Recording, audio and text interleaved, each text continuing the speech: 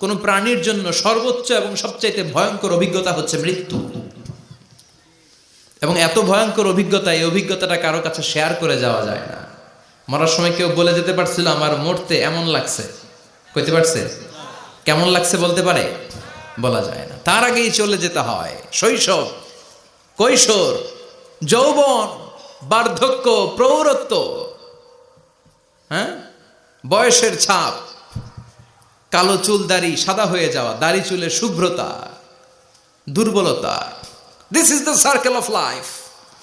ছোট্ট ছিলাম, বড় হলাম, সিঙ্গেল ছিলাম, ডাবল হলাম, তারপরে বাবা হলাম, তারপরে শ্বশুর হলাম, তারপরে নানা হলাম, তারপরে চলে যেতে হবে।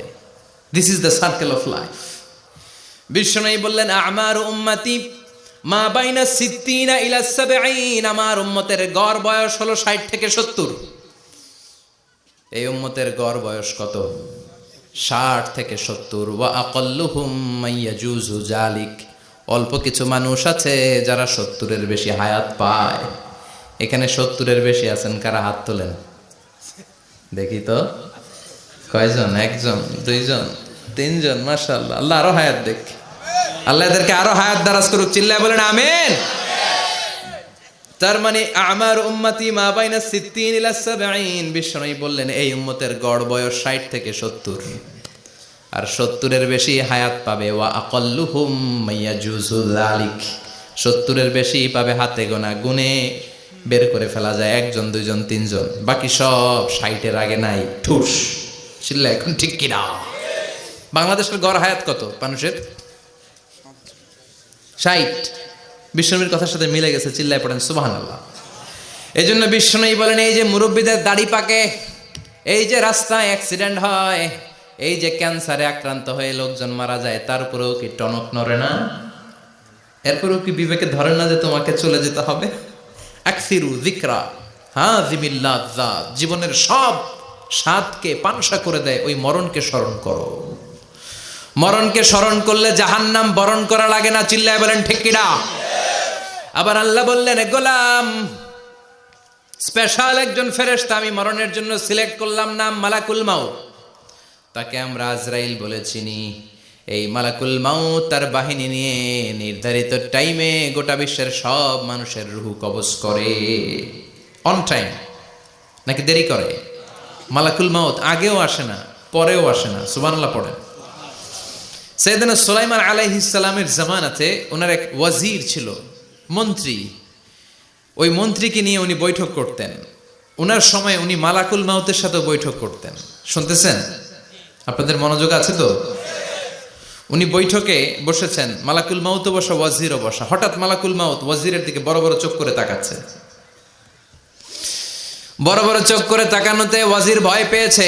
হঠাৎ মালাকুল মাউত চলে গেল। ওয়াজির বলে ও সুলাইমান আলাইহিস সালাম, এই যে লোকটা বড় বড় চোখ করে আমার দিকে তাকালো, এটা কে?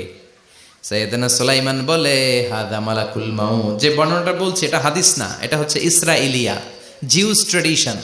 কোরআন হাদিসের সাথে কোনো দ্বন্দ্ব নাই, তাই বর্ণনা করা যাবে। বিষ্ণু বলেছেন বাল্লিগু আন্নি ওয়ালাউ আয়া, আবার বলেছেন ওয়া হাদিসু আন বনি ইসরাইল ওয়ালা হারাজ, বনি ইসরাইলের ট্র্যাডিশন বর্ণনা করো, জিউস ট্র্যাডিশন বর্ণনা করো, এতে কোনো সমস্যা নাই। ওয়াজির বলে ও সাইয়েদনা সুলাইমান, বড় বড় চোখ করে যে তাকালো লোকটাকে? সাইয়েদনা সুলাইমান বলে হাদা মালাকুল মাউত, এটা মৃত্যুর ফেরেশতা। ওয়াজিরের কলিজায় পানি নেই। এটা কি ফেরেশতা? শুনে তো পিলে চমকে গিয়েছে। কয় কি? মালাকুল মাউত তো আমার চিনে ফেলাইছে, বাড়ি চিনে ফেলছে, আমার খবর আছে। সাইয়েদনা সুলাইমান আলাইহিস সালাম জিনদেরকে দিয়ে কাজ করাতেন, মেঘমালাকে দিয়ে কাজ করাতেন, বিশাল সিংহাসন নিয়ে পৃথিবীর প্রাচ্য থেকে পাশ্চাত্যে ঘুরে বেড়াতেন। সাইয়েদনা সুলাইমানকে ওয়াজির বলে ও সুলাইমান, মেঘমালাকে আদেশ করে দেন আমি আর এই ফিলিস্তিনের ভূখণ্ডে থাকতে চাই না। আকাশের মেঘমালার উপরে আমারে বসিয়ে দেন, আর বলে দেন আমারে নিয়ে যেন আকাশের মেঘমালা হিন্দুস্তানের ওই দূর পর্বতে রেখে আসে। আকসা আল হিন্দ, হিন্দের সবচেয়ে দূরবর্তী জায়গায় যেন আমার রেখে আসে। সাইয়েদনা সুলাইমান বললেন আকাশের মেঘ যাও, আমার ওয়াজিরকে নিয়ে হিন্দুস্তানের একটা উপদ্বীপে রেখে আসো। রেখে আসা হলো। কিছুক্ষণ পর মালাকুল মাউত সাইয়েদনা সুলাইমানের কাছে হাজির। সাইয়েদনা সুলাইমান বললেন ও মালাকুল মাউত, কই ছিলা? একটু আগে হিন্দুস্তান থেকে আপনার ওজিরের রুহু কবজ করে আসছি। সুবহানাল্লাহ পড়েন। এটা আবার কেমন কথা, তুমি ওইখানে গেলা কেন? কয় রব্বুল আলামিন কিছুক্ষণ আগে আমার কাছে পায়গাম পাঠিয়েছে, যাও সাইয়েদনা সুলাইমানের ওয়াজিরের রুহুটা কবজ করো। কবজ করার জায়গা হলো হিন্দুস্তানের উপদ্বীপ। কোন জায়গায়? মালাকুল মাউত এসে দেখে সুলাইমান নবীর সাথে মিটিং করে। ওয়াজির কার সাথে মিটিং করে? সুলাইমান নবীর সাথে। কিন্তু ফরমানে লেখা রুহু কবজ করতে হবে কোথায়? হিন্দুস্তানে। সুবহানাল্লাহ কইবেন না? এই জন্য বড় বড় চোখ করে আমি তাকিয়েছি আর মনে মনে ভাবলাম টাইম তো নাই, কারণ মৃত্যু তো অন টাইমে হতে হয়, এখনই ওর রুহু কবজ করতে হবে। কেমন করে ওইখানে যাবে আমি জানি না, আমি আগে চলে যাই। মালাকুল মাউত চলে গেল, যে দেখে ওই জায়গায় ওয়াজিরও হাজির। সাথে সাথে রুহু কবজ করে আল্লাহর কাছে চলে গিয়েছে। পড়েন সুবহানাল্লাহ। এজন্য আল্লাহ বললেন মালাকুল মাউত আমি নির্ধারণ করে দিয়েছি, পৃথিবীর প্রতিটি মানুষ মালাকুল মাউতকে দেখবে, চাক্ষুষ দেখবে, ভালো হলেও দেখবে, খারাপ হলেও দেখবে। কার কথা? ভালো মানুষ যদি হয়, আল্লাহওয়ালা যদি হয়, ইসলাম প্রিয় যদি হয়, ডানপন্থী যদি হয়, মৃত্যুর সময় মালাকুল মাউত আলা সূরাতি শাবিন আলা আহসানি সূরা, একজন যুবকের আকৃতিতে চমৎকার ধবধবে সাদা একটা জুব্বা পরে, জান্নাত থেকে জান্নাতি কাফন নিয়ে, হানুত মিন হানুতিল জান্নাত, জান্নাতের সুগন্ধি নিয়ে মুমূর্ষু রোগীর মাথার সামনে এসে বসে যায় আর দেহটার ইঙ্গিত করে বলে, ইয়া আইয়াতুহান নাফসুত তাইয়্যিবা, ও পবিত্র আত্মা। আরেক বর্ণনায় এসেছে ইয়া আইয়াতুহান নাফসুল মুতমাইন্নাহ, ও প্রশান্ত আত্মা, উখরুজি ইলা মাগফিরাতিম মিনাল্লাহ, আল্লাহর ক্ষমার দিকে বের হয়ে আসো। উখরুজি ইলা মাগফিরাতিম মিনাল্লাহি ওয়া রিদওয়ান, আল্লাহর ক্ষমার সন্তুষ্টির দিকে রুহুটা বের হয়ে আসো। স্মুথলি বলার সাথে সাথে মুমিনের দেহ থেকে রুহুটা বের হয়ে আজরাইলের হাতে চলে যায়। স্মুথলি বলার সাথে সাথে স্বাচ্ছন্দ্যে আনন্দে মুমিনের দেহ থেকে রুহুটা সা করে বের হয়ে মালাকুল মাউতের হাতে এসে পড়ে। পড়েন সুবহানাল্লাহ। আল্লাহ এমন মৃত্যু তুমি আমাদের নসিবে রেখে দিও, চিৎকার করে পড়েন আমিন। আর যারা ইসলাম মানে নাই, আর যারা কোরআন মানে নাই, আর যারা দিন কায়েমের আন্দোলন করে নাই, দিনকে ভালোবাসে নাই, বাম আর রামপন্থী ছিল, নাস্তিক ছিল, ইসলাম বিরোধী ছিল, তাদের কাছেও মালাকুল মাউত আসে কি আসে না? চিল্লায় বলেন আসে কি আসে না? তাদের কাছেও আসে, কিন্তু আলা সূরাতি আকবাহি রাজুল, একজনের চেহারা যত ভয়ঙ্কর হতে পারে, যত নিকৃষ্ট হতে পারে, এরকম ভয়ঙ্করতম নিকৃষ্ট দুর্গন্ধওয়ালা একটা চেহারা নিয়ে আসে। রিজলাহু ফিল আরদ, পা থাকে জমিনে, রাসুহু ফিস সামা, হাদিসের বর্ণনা, পা দুইটা জমিনে, মাথা আকাশে। এসে ধমক দিয়ে জালিমের মাথার সামনে এসে বলে, ইয়া আইয়াতুহান নাফসুল খাবিসা, হে পাপাত্তা,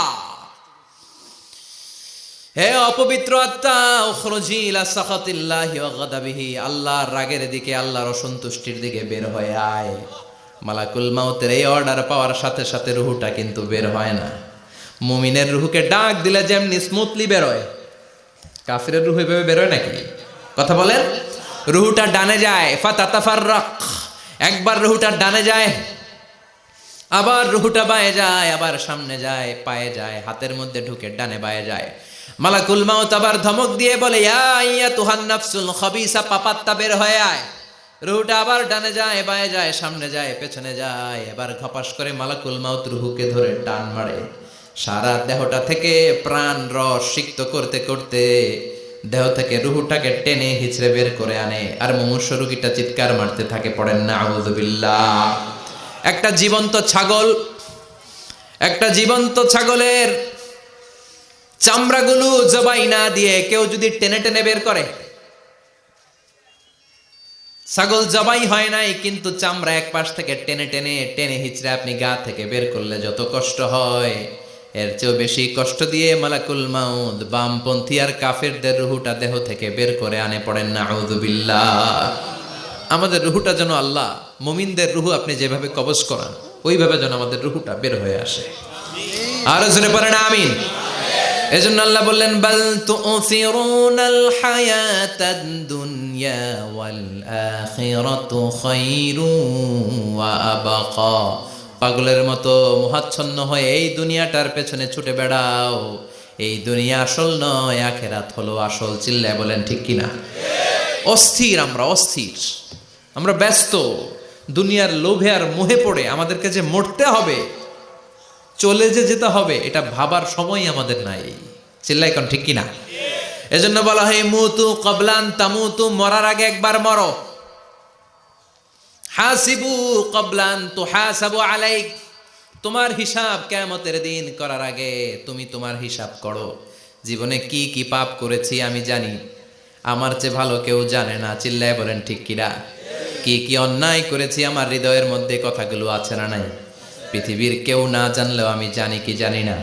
এজন্য হাসিবু ক্বাবলান তুহাসাবু আলাইক, তোমার হিসাব বসার আগে নিজে হিসাব করো কি কি করলা। আসল মরণের দিন শটান হয়ে তো শুয়ে পড়ো ভাই, মরার আগে আরেকবার মরো। মরার আগে আরেকবার কি করবেন? কথা বলেন, মরার আগে কি করতে হবে? হঠাৎ একদিন বিছানায় শটান হয়ে শুয়ে যান, চক্ষুটা বন্ধ করেন, ভাবেন মরে গিয়েছেন। এই তো মালাকুল মাউত চলে এসে রুহটা নিয়ে গেল। আত্মীয় স্বজন চিৎকার চেঁচামেচি শুরু করে দিল, কান্নার রোল পড়ে গেল চারদিকে। মাইকের মধ্য দিয়ে, মসজিদের মাইকে অ্যানাউন্স হয়, অমুক এলাকার নিবাসী অমুক ভাই আমাদের মধ্যে দুনিয়ায় নাই, তার জানাজা হবে এশার নামাজের পর। সবাই এসে রুহের মাগফিরাত করেন। সবাই আপনারে দেখতে আসবে, কেঁদে কেঁদে লোকজন আপনারে কবর দিতে আসবে। চিল্লায় বলেন ঠিক কিনা? কেঁদে কেঁদে সবাই আসবে, দেখার জন্য আসবে। ছেলেগুলো কাঁদবে, স্ত্রী কাঁদবে, বাবা মা কাঁদবে, বন্ধু বান্ধব কাঁদবে। আর ঘরের মধ্যে রাখা হবে না। এবার আপনাকে গোসল দেওয়ার পালা। চক্ষু বন্ধ করে চিন্তার দরকার আছে না নাই? একটু চোখটা বন্ধ করে ভাবেন, আপনাকে গোসল দেয়া হবে, জামাগুলো খোলা হবে। এত টাকা দিয়ে যে দামি গোসলখানা টাইলস লাগিয়ে ঘরে বানালেন, আপনার শেষ গোসলটা কি ওই দামি গোসলখানায় হবে? লাশ যেখানে ধোয়া হয় ওই জায়গায় ধোয়া হবে। আপনাকে কাফন পরানো হবে। আপনার কলিজার টুকরা ছোট বাচ্চাটারে বলা হবে, আব্বু দেখে যাও তোমার বাবারে শেষবারের মতো দেখো। আপনার বাবা মা শেষবারের মতো একটা নজর দিয়ে আপনার চেহারাটা দেখে নিবে। বন্ধু বান্ধবরা শেষবারের মতো একবার আপনারে দেখে নিবে। জানাজার জায়গায় নেওয়া হবে। হবে না এই ঘটনাটা আমাদের? হ্যাঁ, হবে কি না? হাজার হাজার মানুষ শেষ বিদায় দেওয়ার জন্য আসবে। চারটা তাকবীর দিয়ে ইমাম নামাজ শুরু করবে। আল্লাহু আকবার, আল্লাহু আকবার, আল্লাহু আকবার, আল্লাহু আকবার বলে নামাজ শুরু করবে। নামাজ শেষ। এবার পালকিতে করে কবরে যাওয়ার পালা। যেতেই হবে, যেতেই হবে। পালকিতে করে লোকজন নিতে শুরু করবে। কবরস্থানের ওই জায়গায় যেখানে মানুষ বছরে মানুষ না মরলে যায় না, ওই গহীন নিঝুম কবরস্থানে ঢুকানো হবে। পালঙ্ক থেকে নামিয়ে আপনার জন্য করে রাখা আগ থেকে কবরটার মধ্যে শুইয়ে দেয়া হবে। উপরে বাঁশ দিয়ে ছাউনি, শেষবারের মতো সবাই দেখে বাঁশের ছাউনির উপরে মাটি চাপা দিবে। ঠিক কিনা? চলে যাবে সবাই, কেউ নাই, অন্ধকার, শুধু অন্ধকার। এই অন্ধকার যেন শেষ হতে চায় না। এই ঘটনা ঘটবে না আমাদের? কথা বলেন, ঘটবে কিনা? এজন্য মরার আগে এগুলো চিন্তার দরকার আছে না নাই? মরার আগে আরেকবার মরার দরকার আছে না নাই? এজন্য রব্বুল আলামিন বলেন, বাল তুসিরুনাল হায়াতাদ দুনিয়া ওয়াল আখিরাতু খায়রুন ওয়া আবকা। এই দুনিয়ার জীবনটাকে তোমরা আসল জীবন মনে করো, এটা আসল জীবন নয়। আসল জীবন হলো কবরের জীবন। চিল্লায় বলেন ঠিক কিনা? এজন্য লাইফটা হলো one time, one chance. Second কোনো চান্স আপনাকে দেয়া হবে নাকি? কাফেররা বলবে, ইয়া রাব্বি আরেকটা সুযোগ দেন। লাউ আন্না লানা কাররা ইয়ানি মাররা, আল্লাহর একটা সুযোগ যদি পেতাম দুনিয়াতে ভালো করে আসতাম। আল্লাহ বলবেন, ইন্নাহা কালিমাতুন কাইলুহা, এটা শুধু তাদের মুখের কথা। তাদেরকে আবার সুযোগ দিলেও তারা কিচ্ছু করবে না। চিল্লায় এখন ঠিক কিনা?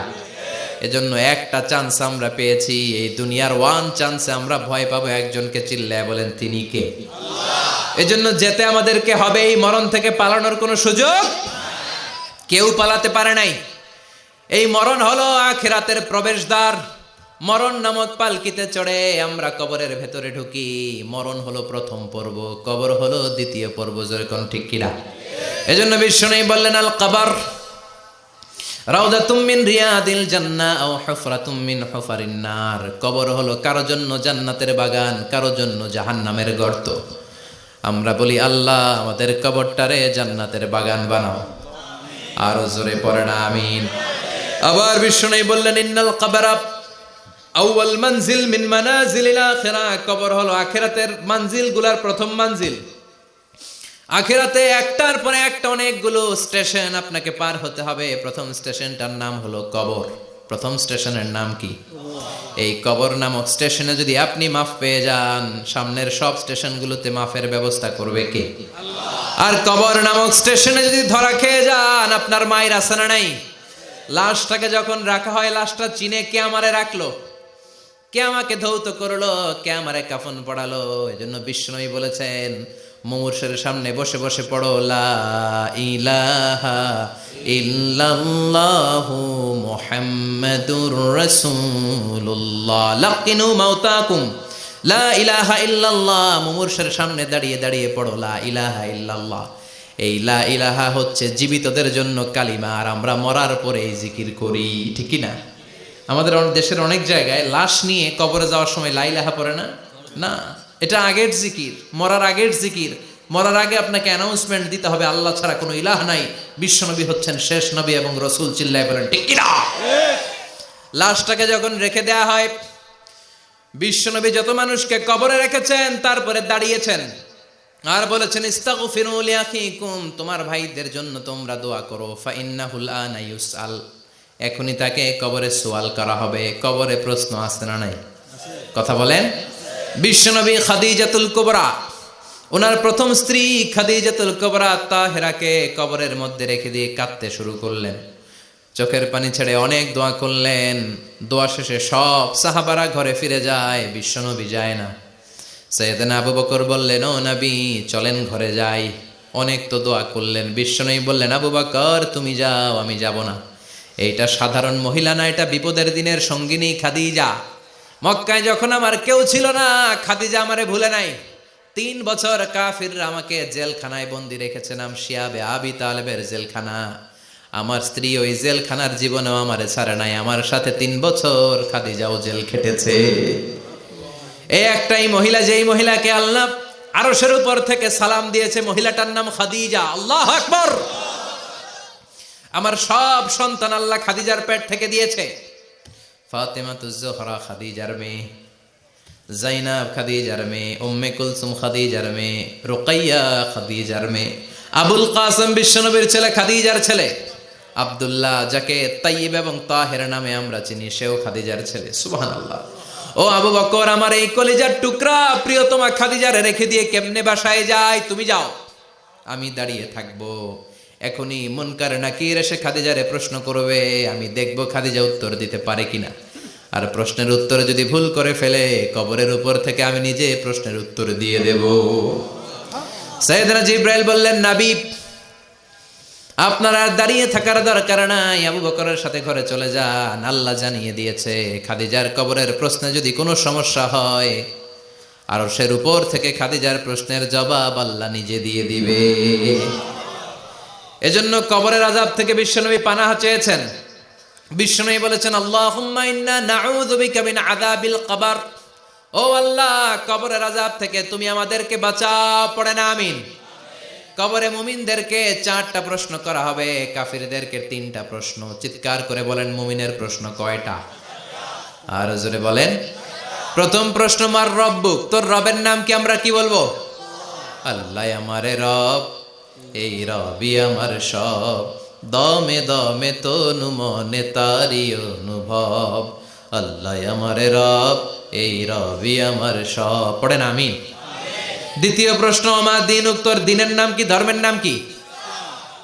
তৃতীয় প্রশ্ন আমান হাদার রাজুল, এই লোকটাকে কে? আমরা বলবো মুহাম্মদ সাল্লাল্লাহু। 3টা প্রশ্নের উত্তর যখন আপনি কবরে করে দিতে পারবেন, অতিরিক্ত একটা প্রশ্ন ওয়ামা ইলমুক, এই যে 3টা প্রশ্নের উত্তর পাল্লা, কেমন করে উত্তর জানলা? কোত্থেকে শিখেছো? নকল করে আনছো কাফনের কাপড়ে? পরীক্ষার হলে নকল আছে না নাই? হাতে নকল আছে না? পায়ে নকল, মোজার ভিতরে নকল আছে না নাই? মোবাইলে নকল আছে না নাই? নকল থেকে আল্লাহ তুমি বাঁচাও। আরো আসতে কোনা আমি